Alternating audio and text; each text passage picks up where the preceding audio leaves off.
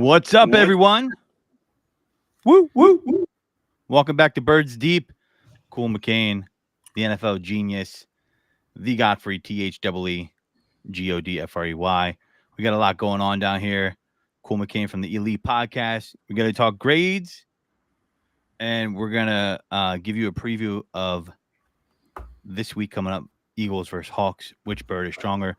But first, Gene, tell them who you are. Mean! Woo! Gene, if you noticed, my voice is still gone. I'm getting over a little bit of sickness. I was screaming at the TV. I don't know if it was sickness, like an illness, or if it was sickness after what I witnessed on Sunday night. One or the other. Something happened. Could always be a combination of those two. That's facts. That's facts. Yeah, that's fair. I don't know if I felt sick. I mean, I was upset for sure, but I mean, You don't know if you felt sick? nah, maybe disbelief is a better word as far as the whole overall thing, how it played out. Not really disbelief over a loss. I mean, I never go into a game thinking it's not possible. There wasn't that wide of a gap between the two teams, but disbelief in how the loss went down per se. Okay. I watched that game sick to my stomach because not one time, but two times we got bullied by an opposing NFC team that has 10 wins. And that's not okay to me. So, Yeah, not okay. I mean, I don't think anybody could be okay with that. It's just like, I mean, there's a lot of ups and downs in the NFL season. I don't think it means the end of the Eagles season. I do think it's not ideal. It's definitely exposing some cracks in the Eagles foundation, coaching, players. I mean, the whole shebang. I mean, once we get into grades, I'm pretty sure nobody's going to have a C average tonight. But I'm pretty sure it's going to be below C average. Just a hunch. But yeah, I mean, I don't see how you could be happy with anything that really went on in that game except defensive touchdown. But that's outside of that. I mean, we're talking about one morsel out of 99% of the game that really was not good at all, not enjoyable, flabbergasted, by so many things that went on. But we'll start. I mean, like, we want to go with grades. We want to get this out the way so we can move on the next week and flush this turd down the toilet. I mean, sure, but I'm wearing black because I'm going to a funeral, and it's a funeral of Sean Desai because I'm done with him. I'm giving up. Yeah, well, before we get into grades, let's bring that up. Is the talk that I hear is, hey, Sean Desai needs to go, or the other side of the coin is Sean Desai has nothing to work with? But if you don't think he has nothing to work with, you're not paying attention. Okay. So the truth is in the middle. The truth is in the middle. Sean Desai does not need to go. If you're through with Sean Desai, that's fine. You have your opinions. I don't really care. You're not watching if you feel that way too, in my opinion. Does he need to be better? Absolutely. But where the focus needs to be, where it's not, is on that trash that calls itself an offensive coordinator and a head coach. And mainly the trash head coach. Because as has come out this weekend, I do not blame Brian Johnson. I'm not going to continue to take the blame for silly Sirianni and that stupid offense that same thing he called 2 years ago that didn't work. I'm not going to keep taking the blame for that. Silly Sirianni is the main problem on this team. And if you don't agree with that, that's fine. But you're not paying attention to what's going on with Philadelphia if you don't realize the idiot head coach is the problem. So I looked at last year at a team that went to the Super Bowl with that same head coach. There's one thing that's changed defensively. You went from Jonathan Gannon to Sean Desai. They play base vanilla zone 70% of the snap. Okay. If now, you play base vanilla zone as well, there's actually two things that changed from last year. Shane Steichen was our offensive coordinator last year. We ran the ball and we used different formations. We don't do any of that this year. The offense is trash, and I'm tired of it. Ooh, I'm so tired of that. You should run the ball three times. How can you run? Yeah. They moved the ball this game. I can't blame this game on the offense. They scored 6 points, Gene. How can you not? They scored 6 points. They fumbled the ball 3 times inside the Cowboys' territory. 3 times. You're gonna blame your 3 top players fumbled. Oh, hold on. Let me go even further since you You listen. Devontae Smith dropped a touchdown that was in his hands. A.J. Brown dropped the ball at the 2-yard line. They fumbled 3 times inside Dallas's territory. Yeah, it's not the offense. It's the players fumbling the football. That has nothing to do with the scheme or the play call. Dude, they know the plays. The players are even coming out and saying it. The offense is so vanilla and so simple. They already know the routes. They got to fight to run their route because the defense already knows the route because it's the same routes. Is that their fault? No, that's the coaching. Yeah, but how do you coach? How do you coach not your top 3 players fumbling the football in the 30-yard line and closer? How do you coach to say I'm going to throw the ball to 3 people the whole game? How do you coach to that? How stupid is that? Well, who else? I mean, I think like your statement said before about the defense, it's a little in the middle as far as on the offense about whose fault it is.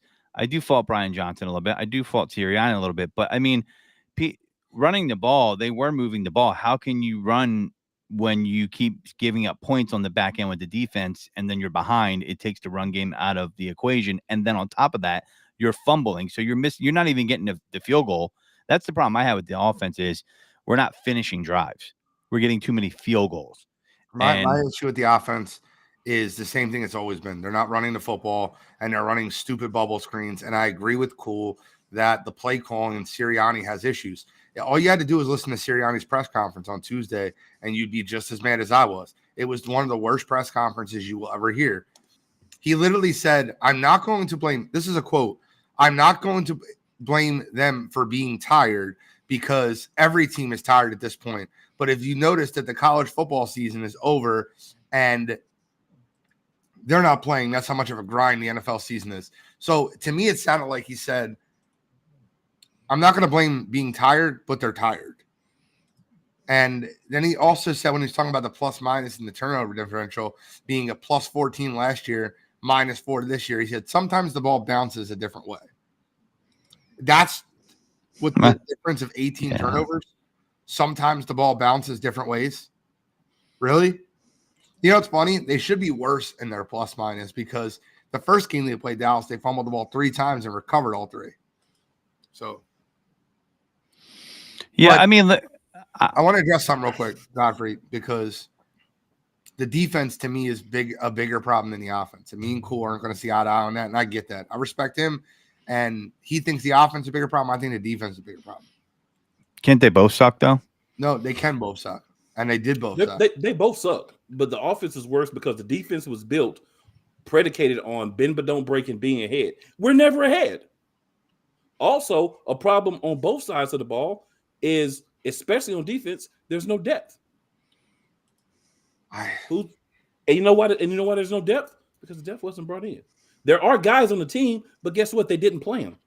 You know what I think doesn't get talked about enough as far as depth and defensive additions to the team is, I don't know why, but I think Nolan Smith not contributing to the team at this point in the season is a huge disappointment for whatever reason it may be. Him, the coaching staff. Ringo's not out there at all. Yeah. Well, Kaylee Ringo, I'm not as disappointed about because of his draft position and what he's done, hasn't done. Maybe he's still needing to develop. But when you take a defensive end in the first round, back half or not, they need to make an impact the first year at defensive end. And that is something that's missing on our defense is an impact. Sam Reddick can't do it all. We need someone on the other side besides Josh Sweat getting in there because remember, this defense is based off rotational. Trent Williams and Tyron Smith back-to-back weeks. They're the 2 of the best 5 left tackles in all football. He got bullied. Every other week of the season, Josh Sweat has been very, very, very good. Yeah, I'm not saying he's a bad player. But it's okay for Josh Sweat to have a tough game here and there versus left tackles. The issue I have with the defense is it's predicated on you have to get pressure with your front 4. And if you don't get pressure with your front 4, the zone is going to get carved up and diced up. The part that bothers me the most is this. They're going to go into Seattle and play a different team in New York and Arizona and New York. And we're going to believe that this team's better because you're playing against lower competition, less offensive lines, less quarterback play. You're going to play teams that aren't as good at football. And then we're going to be like, oh, it's suddenly fixed. It's not fixed. The scheme is broken. You cannot play base vanilla zone versus good football teams. They will absolutely figure you out and carve you up. So See, but that's the thing that I keep going back to this defense. I know Sweat has he went against people like that, and it's not to pick on Sweat. The reason why I'm bringing him up is part of the Eagles' strength in how they design their defense is rotational, right? So you don't have enough guys in the rotation that can make an impact. You're not going to wear those guys down because that's the type of game you have to play against the Trent Williams, right? You got to get him when he's weak on a snap because he's been in there the whole game, and you got a guy that's got more legs under him because he's fresh. So if you don't have enough guys in the rotation on defensive end, which they don't, how are we going to get pressure from the other side of the edge? And that's not the knock on Josh Sweat. I'm saying it can't only be Josh Sweat. It can't only be Hassan Reddick, the way they designed his defense. And I think, Nolan Smith was a great victory at the time during the draft, and he might end up being great. But how is this guy only playing special teams right now? Can I give you an example? Godfrey? Sure. When we played the New York Jets early in the season, did Sauce Gardner play? He was injured, right? Yeah, he did not play. Did their number 2 cornerback DJ Reader play? He was also injured. No, I believe. Injured. So they were missing their number 1 and number 2 cornerbacks. Yet the Philadelphia Eagles couldn't throw against the New York Jets very well. Oh, you know why? Depth at quarterback. Depth. That's you can why. say depth. You could say depth. You can't say depth. Team. And great coordinators like Robert Saleh, like Rex Ryan once was, like D'Amico Ryans. Great coordinators find depth through scheme. They make players look better than they are. I'll give you an example of that. Byron Maxwell. He used to be an elite cornerback on Seattle, got a huge contract, and went over to a different scheme and looked like trash. How about Nnamdi Asomugha? He used to be an elite cornerback in Oakland. They turned him into a zone corner in Philadelphia, and he was trash. So how about this? Team makes team. So how about this, though, G? Let me point out something to you. All right, so our last coordinator, Jonathan Gannon, when he was here, he ran something similar to what we see now, right? No, he ran a lot more man than he ran zone. The But reason they switched from 65% man to 70% zone. That's a huge difference. Okay, but similar scheme-wise. Man versus zone, but similar scheme-wise. The coordinator before him, Jim Schwartz, same type of thing. No, they're going to other places. They're going to other places. Completely different defense. And they're running different defenses. What I feel like, and you don't have to agree with me, doesn't matter. Okay. Nobody has to agree with me. The organization has a way they want the defense to play. I've said that before. And if you don't fit what they want you to play, you won't be here. So you have to play it a certain way. What I feel is we've got a first-year coordinator that hasn't had the say in the personnel that he's needed to get the guys that he feels for the scheme that he wants to run. So he has the pieces that he has, and that's what it is. Now, we don't have enough speed that we're playing. We got Sidney Brown, young guy, fast. He should be playing more. Reed Blankenship when he plays some speed. A lot of other guys, they're older people. Also, remember, last year we went 8 to 10 deep on the defensive line. We're running them in 4 at a time. We can't do that this year. That's a big difference. That's a huge difference. Also, injuries at the linebacker position and not keeping some of those other guys that we had last year that weren't great, but they were solid and serviceable at linebacker. Why is Kaiser White not here? Why is he in Arizona? We should have kept Kaiser White. I know TJ Edwards, he wanted to go back to Chicago. I get that. I could respect that. Well, we were also expecting Jacoby Dean to be, no one forecast the guy to get injured. Right, but you still needed somebody across from him. Even when he was there, who was he playing with? That's the thing. Those are things that I think shouldn't see a football field the rest of the year.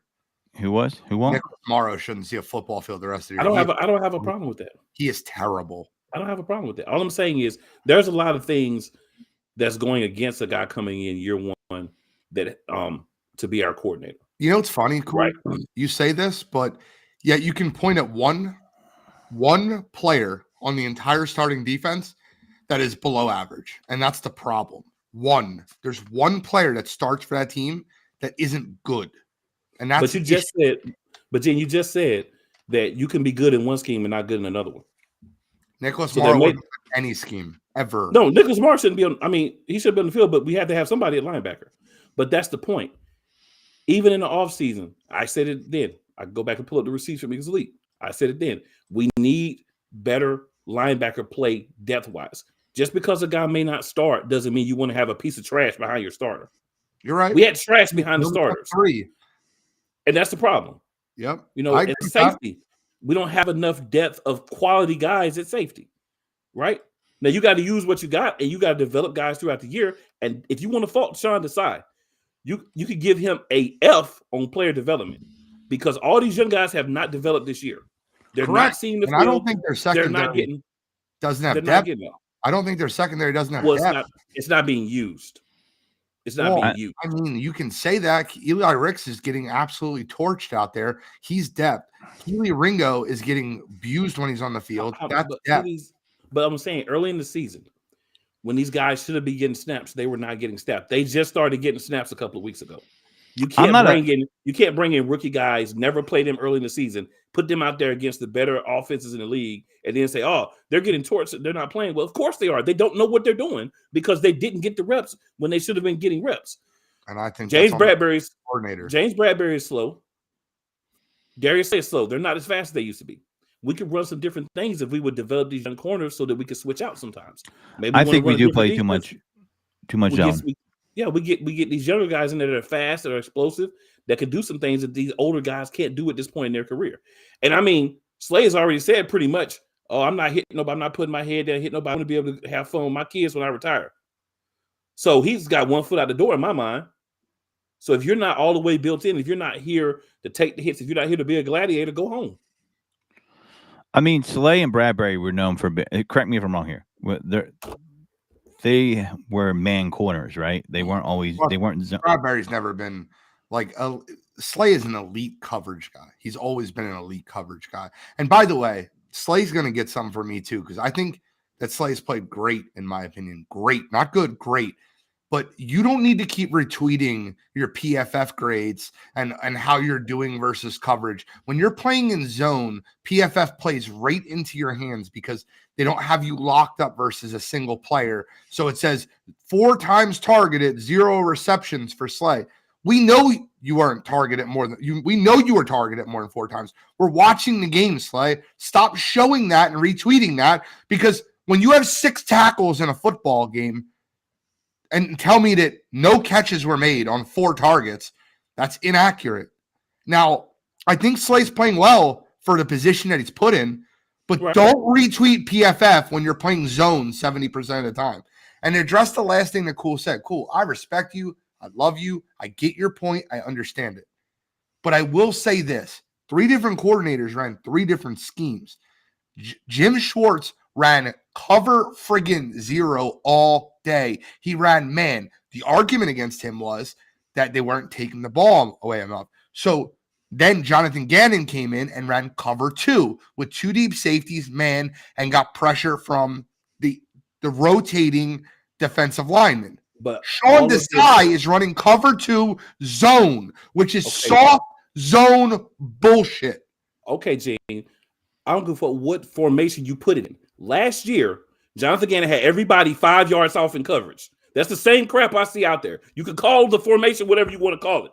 It was 5 yards off soft zone, and that's why everybody was eating us up last year. Thankfully, we were able to get turnovers and sacks, which we're not getting this year. The difference between last year and this year, I don't care what the scheme is that we were playing off both times, but we're not getting sacks and turnovers. That's the difference. If we were getting the same production with Jonathan Gannon, that defense would be worse last year. Yeah, but cool. If you're not getting sacks, the reason you're not getting sacks is because they're not playing man at all. So when you play zone, a good quarterback can see that zone and throw into a pocket every single time. So they're getting the ball out quicker. They're getting the ball out quicker. Watch, they're getting the ball out, period, quicker. They are. All year, it doesn't matter what we're playing. They're getting the ball out quicker. They were getting the ball out quicker when we were in that zone last year, too, later on in the season. They realized, oh, we got 5-10 yards before they're even going to contact the player. So all we got to do is throw slants and crosses. And that's what they were doing on us. So it's not like, okay, you want to say they were playing coverage to play coverage. Fine. They were playing 5 yards off. They were giving guys openings. They're doing the same thing this year. The problem is we're worse at linebacker. That's a decision. That's something that comes from up top. That's the Howie Roseman problem. Howie Roseman didn't go out and replenish what he needed to do. That's the Howie Roseman problem. And I'm not saying that Desai does not deserve any credit, but I'm saying to sit up here and say he should be fired, to me, that's laughable. He needs to improve. He definitely does need to improve. And I'm not going to sit here and say he doesn't, but that's laughable, especially when you got this. Well, I mean, if you're saying doing. They're running the same scheme they ran last year, then if essentially defensive coordinator is the Queen of England, they're a figurehead then, right? I mean, they're not running the same scheme. They're always playing off ball, which is they're still playing off. They were playing off last year. They're playing off. So off ball is correct. That is the same. That could be an organizational thing that the organization wants you to play bend but don't break. That could come from the top down. I understand that, right? But that's not the same scheme.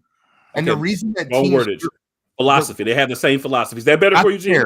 That's fair. They have the same philosophy. Well, there you go. I've been saying that for weeks about this philosophy on the defense, and this ties into the offense. If they get up early, it works great. When they don't, it fails miserably because how the other team has to play. They haven't had a lead all year. I know, and that's why Jalen brought us back. But when you're playing the better teams, right? Let's be honest here too. Like they beat the Bills and the Chiefs, but the Cowboys right now and the 49ers are better teams than the Bills and the Chiefs. Bar none. Both of them are better teams. I hope the Bills are better than the Cowboys on Sunday. I mean, maybe, but I'm just saying you got to look at it from a talent perspective and how they perform on the field. I know the Cowboys haven't played a lot of people that are winning. Dallas this week, I guarantee it. Whatever you want, we'll bet whatever you want. Buffalo beat Dallas this week. It definitely can happen for sure because there's the road element there. But the point of me bringing it up is that they were not on the road. They were at home where Dallas has won 14 straight.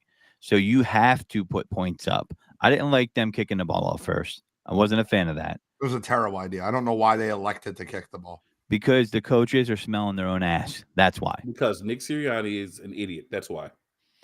I've saw a lot of stories come out this week about is it Brian Johnson or is it Nick? Is it Brian Johnson? The offensive side we can talk about right now. Let's start with that. Offensive coordinator Brian Johnson, Nick Sirianni. What would you give them as a grade? And me and Cool are the opposite end of the spectrum here. I'll give a D minus. Oh, you're higher than I expected. I give them a C minus. I thought you would be an F and I would be a C minus. And I'll tell you why I'm at a C minus, and you can tell me why you're at a D minus. Because I can't give Nick Sirianni and Brian Johnson the flack for 3 fumbles and 2 drop touchdowns. That can't happen. A.J. Brown dropped the ball. He catches 100% of the time, 95% of the time at the 2-yard line. Devontae Smith dropped the ball to hit his fingertips that he catches 90% of the time. Those are touchdowns. They fumbled 3 times inside the Dallas 40-yard line. That's not on the coaching staff. Now, the part that drove me nuts is exactly why I give them a C minus and not like anything higher. 24-6, they open the second half with the ball. I can give you the play sheet. Run the ball DeAndre Swift 8 yards. Run the ball DeAndre Swift 7 yards. Run the ball DeAndre Swift 8 yards. And then pass the ball, A.J. Brown 13 yards, fumble. I don't know. We were running the ball at 7 yards a pop 3 times in a row. Why are we? I just don't get it. I don't understand. Well, I mean, at that point in the game when you're up 24-6, I think the Cowboys are going to like, okay, you want to run the ball? Go ahead and run the ball. I mean, and that's definitely what they're going to back off the run. In the beginning of the game, it definitely changes how they're going to approach the Eagles' offense. Running or passing, if you're getting 7 to 8 yards per play, it doesn't matter. You can run the ball. If you're getting 7 yards to play, it doesn't matter. Doesn't matter if you're passing the ball or running the ball. Right. No, I get 7 yards to play. Any team would take that. I hear you on that. I'm just saying their defensive approach is definitely going to change. And when you're up by 18, they're definitely not going to be cool. If they run the ball or they pass the ball and they're getting 7 yards to play, does it matter? In my mind, no. Okay, just check. But this is my thing. The reason I'm giving them a D minus is because you had several times within this game, even though you had the turnovers, you had several times within this game where you should have been running the ball, where you should have been diversifying the plays, giving Dallas looks that they weren't used to. Seattle came out the other week with my man with the elbow jacked up, throwing the ball all over him because he looked at the matchups and said, oh, right there, this dude, he can't guard anybody. He's going to get a pick or he's going to get burnt. And they went and used that. We didn't do that. We did the same thing no matter what. We give the same looks. We haven't been unique. We haven't been different. That's why I'm not going to give them anything above a D minus. You come out and you show me something different. You try to make adjustments. You try to make the offense better, and then you turn the ball over. I'm not blaming you for the turnovers. I'm taking the turnovers out of it You take the turnovers out of it, this was still trash juice. That's why I'm giving him a D-. Yeah, I don't. That's everything you said. I agree with, except the last part. You take the turnovers out of it. I guess the 2 drop passes are on the coaching staff. Like, that can't put that on them. It doesn't go on the coaching staff, but the play calls, the fact that they're in the situations they're in because the other team knows what we're doing because we keep doing the same things.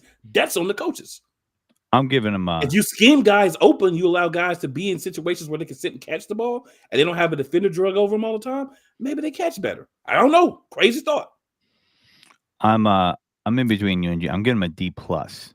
I'm not going to give them a C. I'm not going to give them a D- or an F because I agree with Gene on a lot of parts about the players have to make plays. The part where I'm at the coaches is this is an aggressive defense known for getting turnovers. How in the hell does your 3 top star players get the ball punched out? Like, after the first time, guys, be on alert. After the second time, guys, be on alert. We told you they're going to punch the ball 3 times in a row. This wasn't non-contact, falling on the – It was almost the exact opposite ends of the game. To me, well, I'm saying go there, Godfrey. That's why I didn't even bring it in because I knew you would go there and I didn't want to steal your thunder. But I agree with that as well. Yeah. I knew you would go there with his coaching with the turnovers too. You're supposed to be coaching it up. So, but the coaches can't do anything when the players don't listen to coaching. And I don't know if that was the case or not in the situation, but with the drop passes, that's definitely not on the coaches. Not on coaching fumbling the ball. I'm telling you. Sorry. Well, no, I'm not. Listen, I'm not saying it. We're not saying it's on coaching. What we're saying is, as the coaches, when the first fumble happens, it's like, hey, bro, you need to really get on it and make sure you're securing the ball. If you got to get the ball and go down, that's what you need to do. It's one of 2 issues here. Keep turning the ball over. That's what I'm saying is on the coaches. It's the actual fumbles themselves are not on the coaches. It's one of 2 here issues. Either they coached it and they didn't respond, or they didn't coach it. We don't really know because we weren't on the sidelines. Godfrey, can I ask you a question? How do you coach not fumbling? What do you gotta, if you see them, certain teams play certain styles of defenses. If you think this team is going to be aggressive and they're punching the ball and they're having success, aren't you going to be on high alert about that? Guys, watch it. They fumbled 3 times when they played them the first time. They just recovered them all. They fumbled 7 times versus Dallas. But didn't they punch the ball out every single time this time? No, they ripped the ball out from AJ Brown. But they got it out there, right? We're not just dropping it. Yeah, we're not tripping over our own. Okay. So they're not going to be able to physically prevent them from doing that. But I'm questioning whether they were prepared, knowing this is aggressive defense, or they did tell them and the players didn't respond. Because if the player, and that's your end, right? The players didn't respond. The drop pass, they should have caught that. I agree 100%. The Smitty drop and the AJ Brown drop.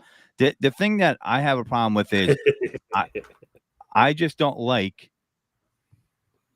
this coaching staff. I think doesn't show the penchant to adjust on the fly. And I think them running the ball at the beginning of the half, like you talked about, was them trying to adjust.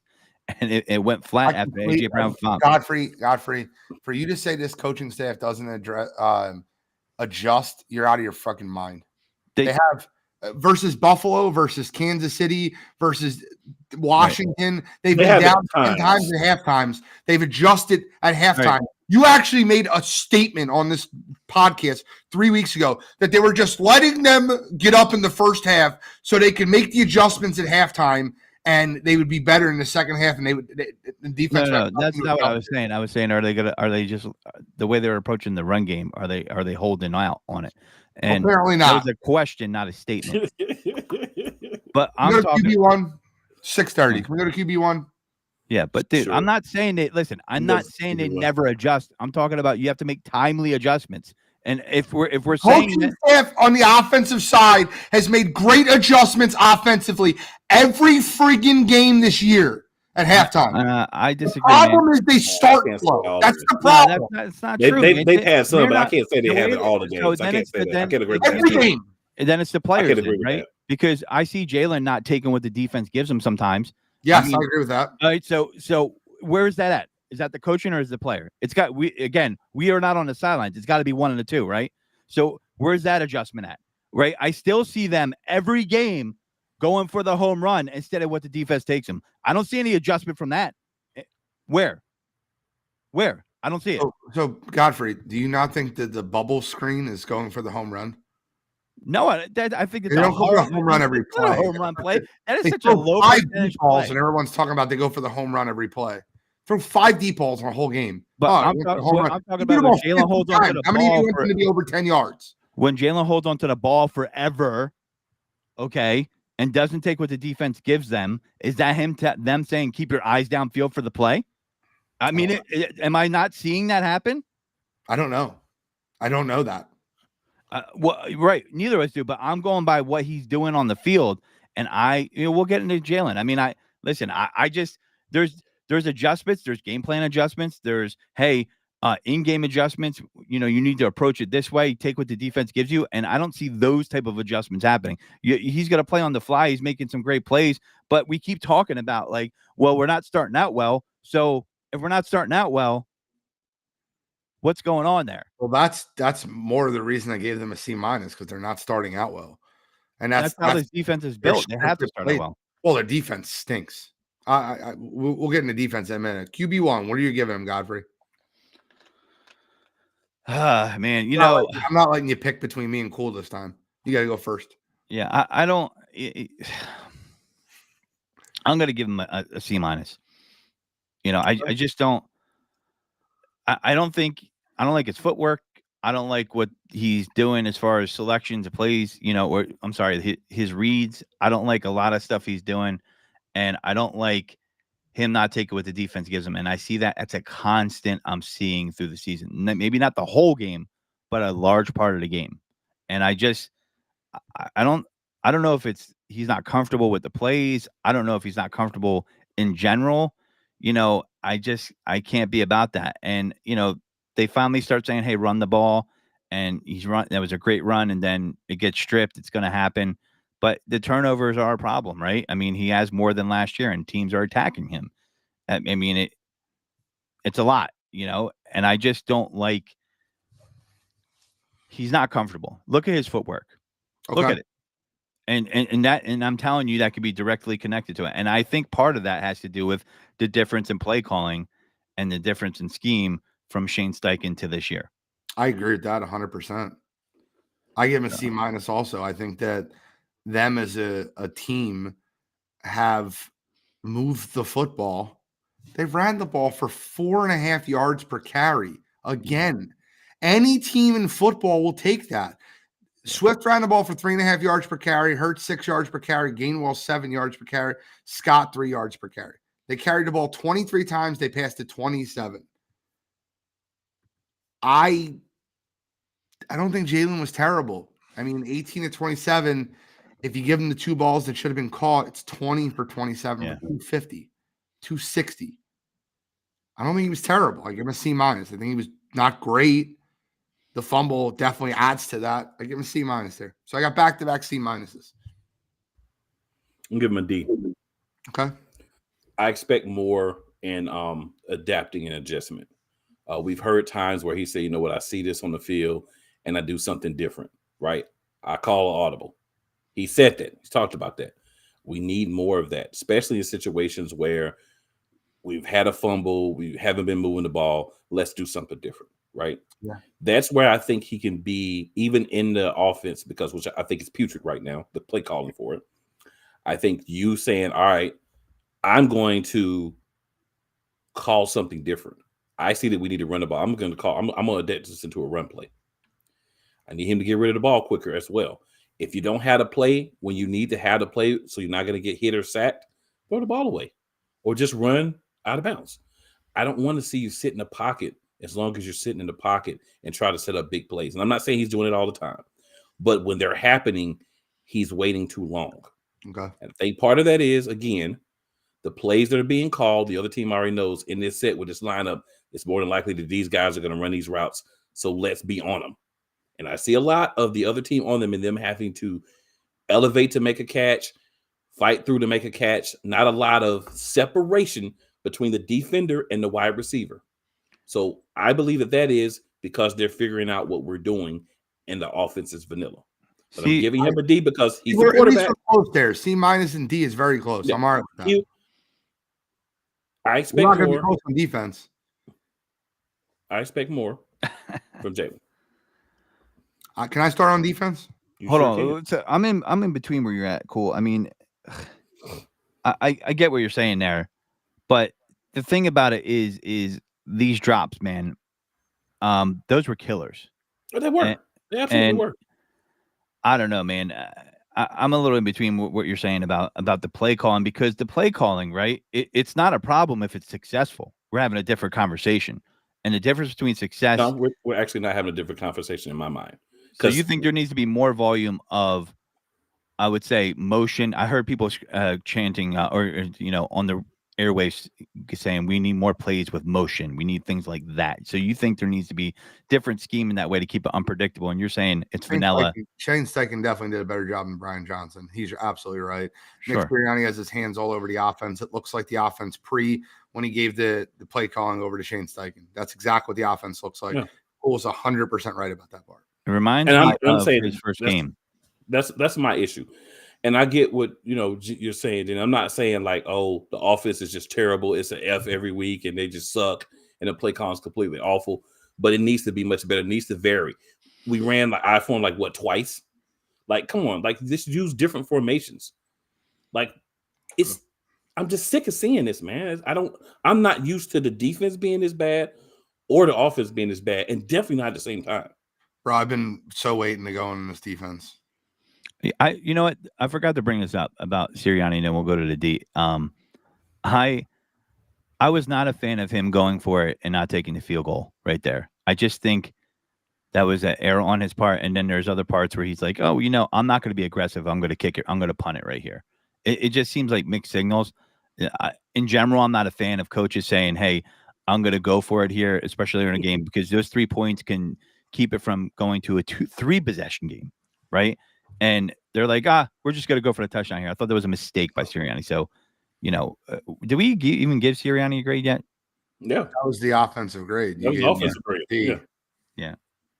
So. All right, Gene, go ahead. Defense is all yours, sir. I give the defense an F-, the worst possible grade you can give it. I think that Dak Prescott carved up this defense, and the staple of the defense was being able to stop the run. Dallas ran the ball for 4.3 yards per carry, which is pathetic. Tony Pollard, Rico Dowd, Kevontae Turpin, even Dak Prescott all got in on it. Oh, and by the way, you said something earlier about the Eagles throwing the ball to A.J. Brown, Devontae Smith, and Dallas Goedert. Well, the Cowboys threw the ball to Jake Ferguson, CeeDee Lamb, Michael Gallup, Brandon Cooks, Tony Pollard, Rico Dowd, Kevontae Turpin. Imagine how that works better. It's crazy. It was pathetic. It was a poor excuse, and they couldn't stop anything. And when you look at the team stats, it gets even worse. You want to talk about how bad the Philadelphia Eagles were? Let's talk about how they were on third down. The third down efficiency, 9 for 16. Are you out of your mind? How do you allow 9 for 16? It's like a hot butter knife. Oh, 9 for 16. Not wrong. Again, F-. I know I'm on my island by myself. I've seen enough. Chicago fans warned me about Sean Desai. I didn't listen, and it's all coming back to me. It's all coming back to me now. F-. Yeah, you want to go? Cool. Or you want me to go? Go ahead. I'm not an F, but I'm a D, and the reason why I'm a D is because you are a D. Yeah. Well, listen, big D, not Dallas, but I think just there's not enough there for Desai, but at the same time, in certain spots, not all spots, at the same time though, I'm not a fan of the scheme, and the reason why I have a hard time giving him a straight F. Question: how could you give him? How would you give him an F? What would he have to do for you to give him an F? So for me, when I'm grading the Eagles defense, because we talked about this earlier, and I've been saying this for 2 years, the philosophy organizationally, I think handcuffs Desai a little bit. So you give him a whole letter grade improvement because you think the philosophy of the scheme is the problem. Well, a D or F, if I took that home to my parents, that was a failure either way. So I don't look at a D as like a victory. F-. Listen, I'm not happy with the defense. The run game, I mean, holy crap, you're right. That was supposed to be a strength. It's not for some reason. They're running all over us, and that was surprising. I thought that was something we were going to be able to hang our hat on in that game. Um, You want to yeah, know the truth, Godfrey? Here's the truth, right? The truth is Jalen Carter is washed right now. I'm not saying he's done forever, but he's never played 14 games in a season ever in his life. In high school, in college, ever. Jordan Davis is washed right now. The reason their run game is getting picked apart is because our strengths, which were our defensive tackles, who were absolutely blowing up the middle of teams' defenses, are getting bullied by good offensive lines. but isn't that supposed to be alleviated somewhat by the way the Eagles rotate in? But right? but like Cole said, last year they rotated 8 to 10. This year they're rotating 7. Then we Right. have three. They have 4 defensive tackles on the roster. Well, I mean, they have more than 4 on the roster, but they have 4 defensive tackles that they play, and one of them plays less than 5 snaps. So the 3 defensive tackles that you're seeing on the field are Fletcher Cox, Jordan Davis, and Jalen Carter. That's it. Fletcher Cox plays the most snaps, and he's What the about Milton? Milton gets on the field too. Williams is not on the field the last few weeks. He's been hurt. Oh, I thought I saw him play last week. He was on the field last week. He was on the field. I mean, but still, even if he was being injured, that's still not enough. He had 2 assisted tackles. Yeah, that's still not enough. Oh, even yeah, I remember saying even if he was, it's still not enough, in my opinion. I agree with you there. I mean, but that goes back to did Howie sign enough depth in the offseason? Like, where is our depth at? That's part how of many it. defensive tackles do you want? You got to have your defensive tackles in somewhat of shape. I think that I'm giving him a D as well. I think though, I mean, we can go into the details, but I'll simply say this: I think that the issue is we are expecting a lot from 2 young guys, and we did play them a whole heck of a lot early in the season. We ran those guys into the ground because we didn't have a solid rotation. So now we're getting on the back end of the season, and Gene is absolutely correct. They're washed. They need to play less snaps. Hopefully, this is something that we learn from moving forward. Didn't Jalen Carter miss 2 games, or was it 1? He set out most of the second Commanders game because he got hurt early in the game. They just kept him out for precautionary reasons. Jalen Carter played 43% of the snaps, 35 snaps. Played less snaps than Jordan Davis, less snaps than Fletcher Cox, less snaps than Milton Williams. He did. Tired. Yes, but he's burnt. And like you said, he's burnt. So the thing is, at this point, what are you going to do? Are you going to continue to play these same guys at a watch? So you're going to see if there's anything out there that I can bring in and maybe even 15, 20 snaps a game just to get these guys a little bit of less time on the field.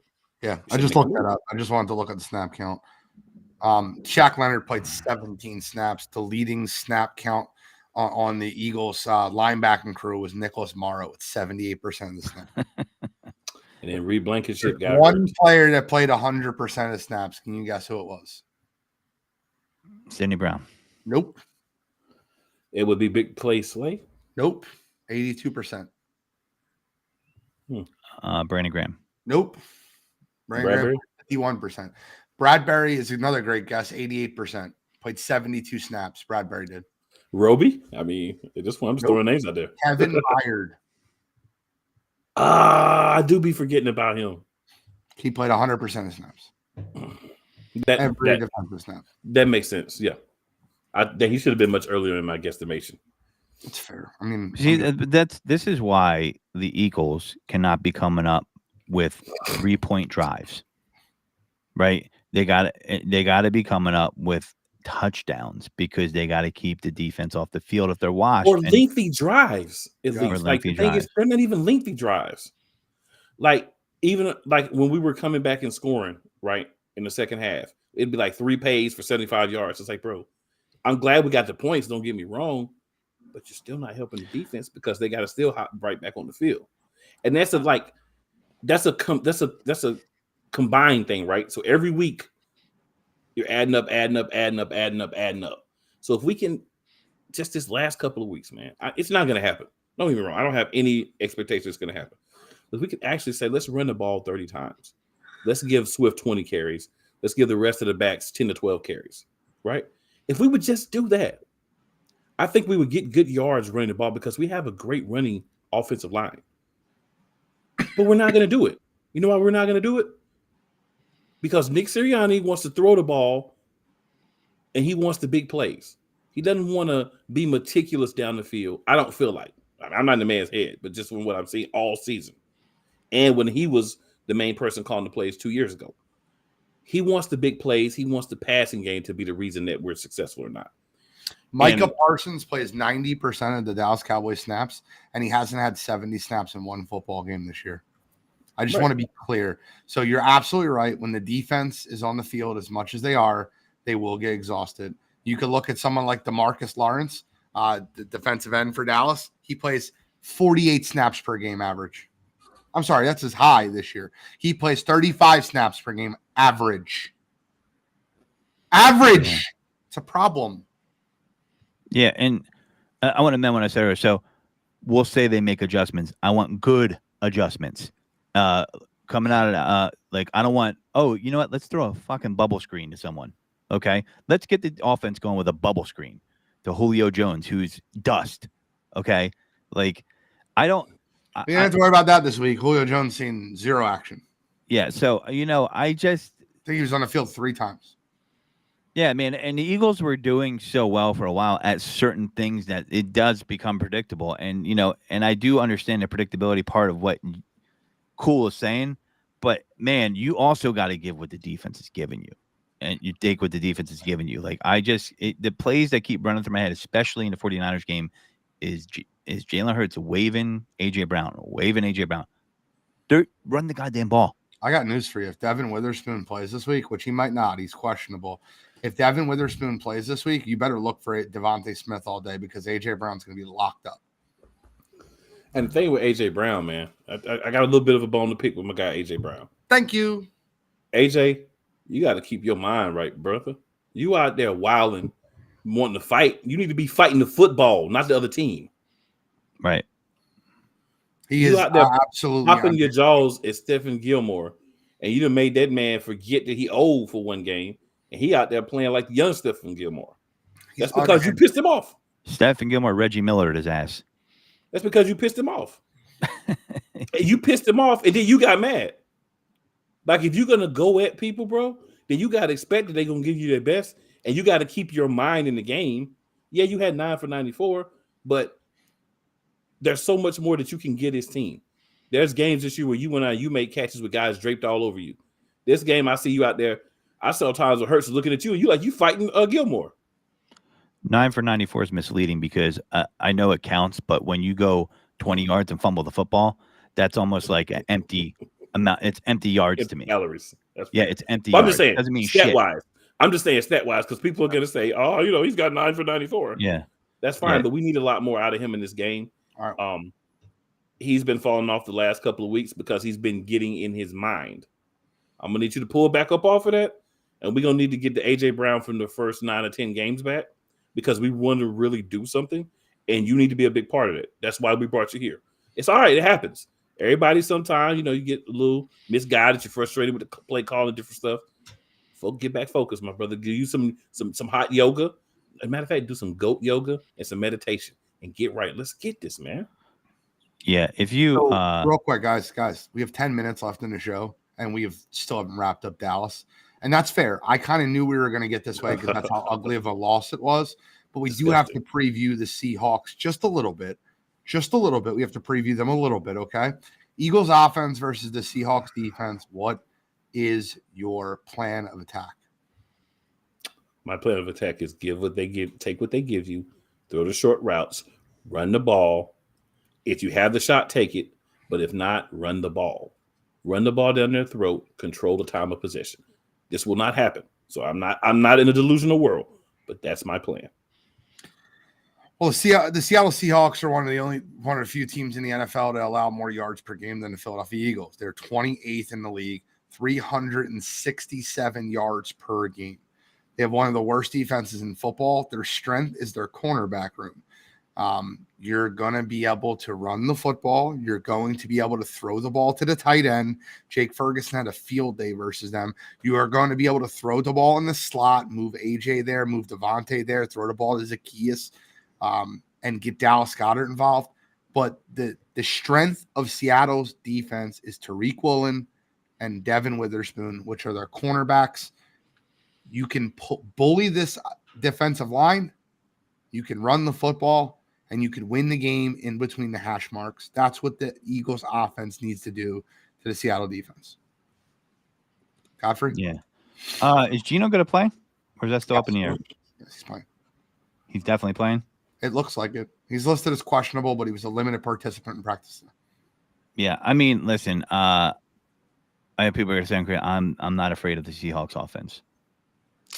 I am. I mean, listen, DK Metcalf had a hell of a game. I watched a lot of that, and people were kind of shocked. I wasn't shocked. Bland is not as listen. He's got the INT record, but he's not a lockdown corner. Stop. I disagree with you. Number one PFF cornerback in the football. Yeah, I don't really put all the stock in it. That's wrong too. And when I watched that game, put all the stock in it. But if he's the number one PFF cornerback in football, you can't take away from what he's done this year.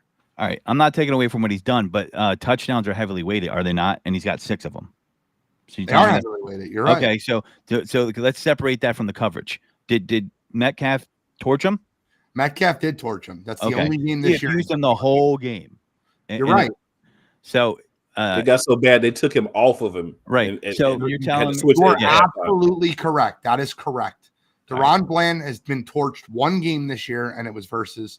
And then he got torched by Jackson Smith and Jigba in the second half, and Tyler Lockett. Yeah. Yes, he got torched that game. He had a very bad football game.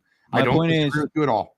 For years, last year even, but we didn't. The year before that, you could run on the Seahawks. The Seahawks say run on us. They invite you pretty much because of how they're set up. You can run. You're right. You can exploit them with the tight end, 100%. You should be able to easily run up the middle. I know they made a trade for Leonard Williams improvement, but you still can have your way with the run game if you choose to do so.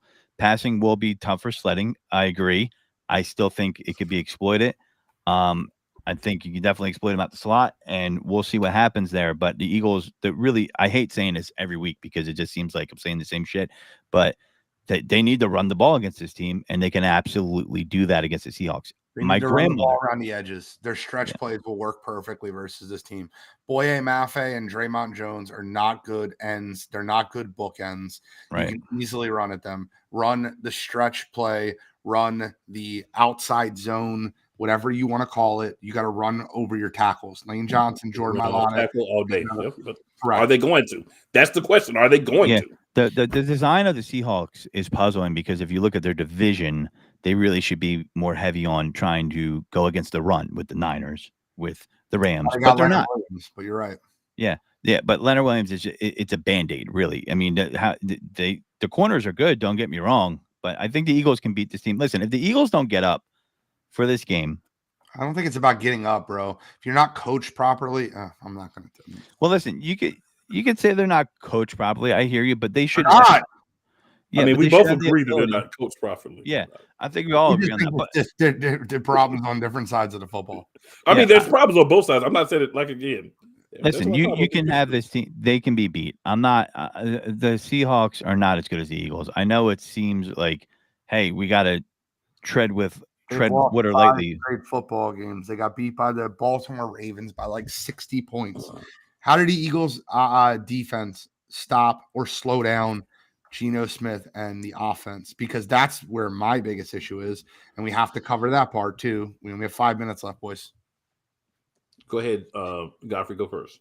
You want to say how did the Eagles' defense slow down Geno Smith? How do we stop the Seahawks offense? Yeah, man.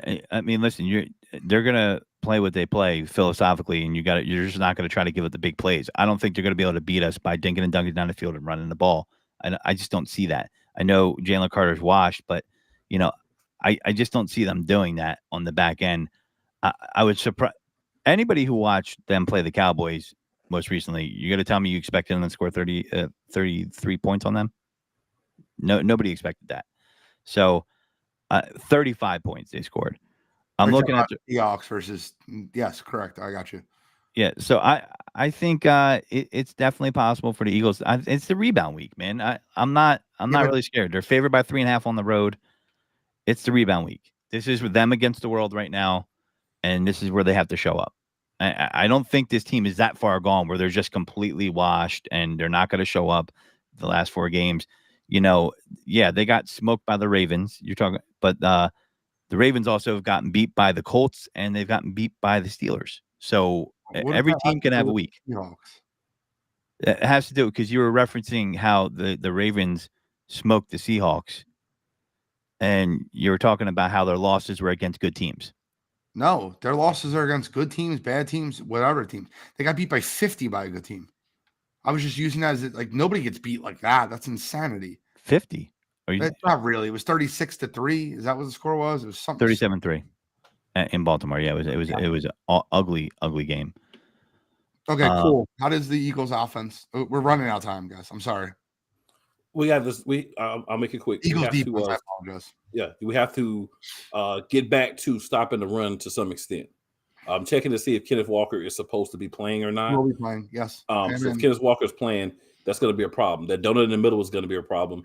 Our corners are going to have to sell out, right? We can't allow DK Metcalf to do what he's been doing. The best thing that we can do, which will not happen again, is take Sidney Brown and put him deep. Let him be the guy to cover on both sides. That's like the free safety and be kind of like a center fielder. We really need that because, like I said, no, it's no knock to guys. We all get older. We don't move as good as we did 10, 15 years ago. They're a little bit older. They can't run as well. That's why we're playing. I feel like the way we're playing, philosophy is the problem. That's not going to change. So I'm not exactly sure how it's going to work. But those are the things I think that we can do to win, and we got to try to get some turnover. But a long time since we got some ourselves. It would be nice. Jackson Smith and Jigba, put him in every one of your parlays. He's going to have a field day versus the Philadelphia Eagles defense this week. He'll be playing in the slot. He will absolutely abuse the middle of the field. Put him in every one of your parlays. He will absolutely abuse the Philadelphia Eagles. In order for the Eagles to win this football game defensively, they have to get pressure without blitzing. I said that all week they need to blitz in different games. This is a game where you cannot blitz because you have 3 elite wide receivers on the outside and you have a very terrible offensive line in Seattle. You can get pressure with your front 4. You need to get your rotations and you need to get off the field on third down. It's absolutely essential for this Eagles defense to get pressure and stop the run without having to commit and run blitz or blitz, period. I feel like the middle of the field's an all-inclusive destination vacation spot for anybody that plays the Eagles. It absolutely is. And lucky for the Eagles, this team doesn't have a tight end. No offense, not really good. But what's your score prediction? And then we'll get into counterfeit green. We'll obviously go a couple minutes late, guys. I'll go 24-17. Eagles? Yeah. Good. Just making sure. I got to ask you. Always Eagles. Always Eagles. I'm gonna go. 38-7. No, not 31-17. You think the Eagles blow them out? Yeah, I do. 21-20. Eagles. Damn. I think they slow the football game down a ton. I think that they're gonna work on time possession to take time off the clock. I think they end up winning the football game. And let me change it, 23-20, because I don't think they'll score 3 touchdowns. I think they'll get stopped in the red zone and bomb it up 3 times. I think they'll have 3 field goals, 2 touchdowns versus the Seattle Seahawks having 2 touchdowns, 2 field goals. 23-20 Eagles. If you're betting the game, Seattle +4 is probably the best bet. Counterfeit green. I have one. Anybody else? I'm good for the day. Yeah. You go. My counterfeit green's Darius Slay retweeting Pro Football Focus. When you're playing 70% zone, you have to stop friggin' doing that. Listen, the fan that stood out front of the NovaCare complex with the no play Slay and the Bradbury trash cans and Slay responding to it is terrible. But then to respond to it and then retweet your Pro Football Focus stats just drives me up a wall. You make millions of dollars to play cornerback on the Philadelphia Eagles. You should not be concerned with an idiot says on Twitter or the guy standing in front of the NovaCare complex does. You should be concerned with getting that defense right. Fletcher Cox doesn't speak much to the media. And when he spoke to the media, it was very telling. There's problems inside that locker room. This team is not used to losing football games. We have not seen Nick Sirianni have to deal with true adversity in that building, and they're dealing with it now. So the leaders in that locker room need to step up. And guys, I'm going to say it, and I'll say it again. A.J. Brown needs to shut the hell up. He is talking way too much. He's getting in fights with other teams. I fully believe that quote was A.J. Brown. The anonymous source, and then it came out that it was A.J. Brown, and he denied it. I fully believe that quote was A.J. Brown. So yeah, me too. There's locker room issues. Yes, the quote was supposed to be multiple sources. Will you say that A.J. Brown was one of them? Absolutely, he was. Absolutely, he was. But I think it was more than just him. I feel like when you get paid $20 million on a team, you need to be about the team and keep things in the house. They're paying you a substantial amount of money to be a team player on this team. You do not need to air grievances out with other people. You need to have those talk. If you're $20 million, you can walk into the coach's office and tell the coach your grievances. You don't need to say that to a reporter. You don't need to say that to anyone else. Fair. That's fair. That's my problem. Well, the reason why he's probably doing that is he might have had grievances and a coach disagrees. And so since he's not getting what he wants. Well, I'm going to say right now, and to Nick Sirianni, everything is fine. It's a freaking idiot. Well, you inspire me. His press conference was the worst press conference I've ever heard. I don't know if it was just coach speak and he wasn't trying to give us anything and he's doing more behind the scenes, but the comments that he said, like, dude, I could have stood up there and gave you better answers than Nick Sirianni. And I'm not in the locker room. You inspired me for my counterfeit green because that Nick Sirianni is my counterfeit green. He can't be going up there like Bill Belichick, like he's got 6 Super Bowl rings, right? Like he didn't do that. He answered questions. He just answered them terribly. Yeah, well, it was stupid answers.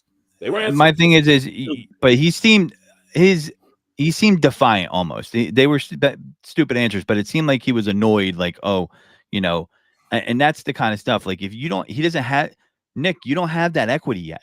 You don't. I mean, maybe he thinks he does because he got the Eagles to the Super Bowl. But in Philadelphia, you get equity with championships, not second place. I just feel like that when you go up in a press conference and listen. It's like Jimmy Johnson said, and I hate quoting the Dallas Cowboy. If you want to talk the talk, you got to walk the walk. And Nick Sirianni loves gloating and talking the talk when 100%. That team's winning. When that team's losing, you got to walk the walk. You have to be able to hold people accountable and have those conversations, and he doesn't. That's a problem. You're yelling at Chiefs fans.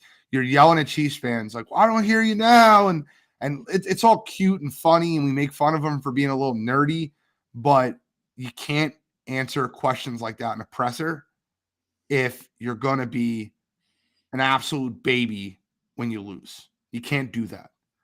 And I couldn't stand the way he did it. Well said. Anybody else have any? I'm losing respect for Nick Sirianni daily. Derek Dempsey said that's why they need a players only meeting. I agree with him. Guys, I love talking football with you every week. We're going to do it again next week.